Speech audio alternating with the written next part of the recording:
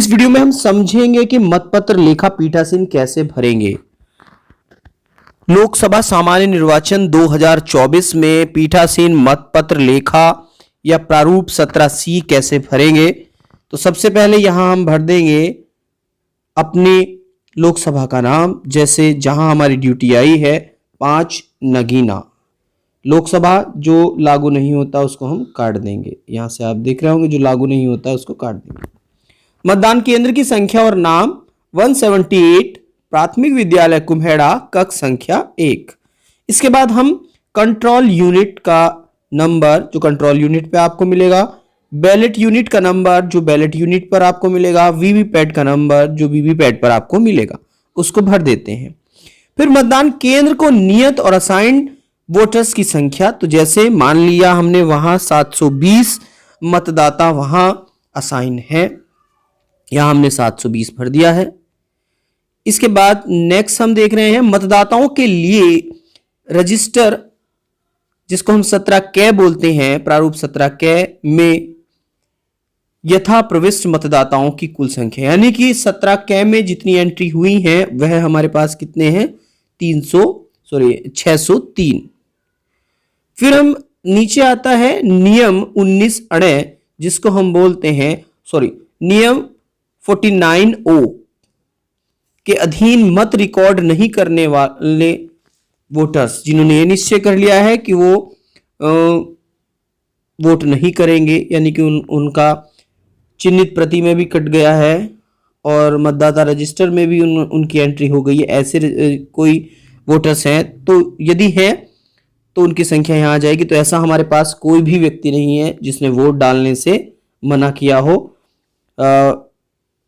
49O के तहत, ठीक है। इसके बाद हम देखते हैं नियम 49M के अधीन कोई ऐसा भी मतदाता नहीं है जिसको मत डालने से रोका गया हो, तो पहला भी हमारा नील है, दूसरा भी हमारा नील है।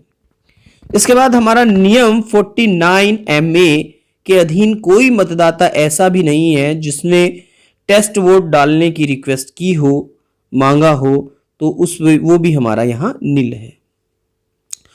जब नील है तो यहां सब डिटेल हमारी इस तरह से नील आ जाएगी। फिर वोटिंग मशीन के अनुसार रिकॉर्ड किए गए मतों की संख्या, तो यहां स्पष्ट है जितने वोट की एंट्री हमारी 17 क में की गई है उतने ही वोट हमारे वोटिंग मशीन में यहां गए हैं। तो कितने वोट गए हैं हमारे 603। इसके बाद नेक्स्ट हम देख लेते हैं इसका पीछे का जो हिस्सा है, 603 ही मतदाता आ जाएंगे, मेल खाती है वो।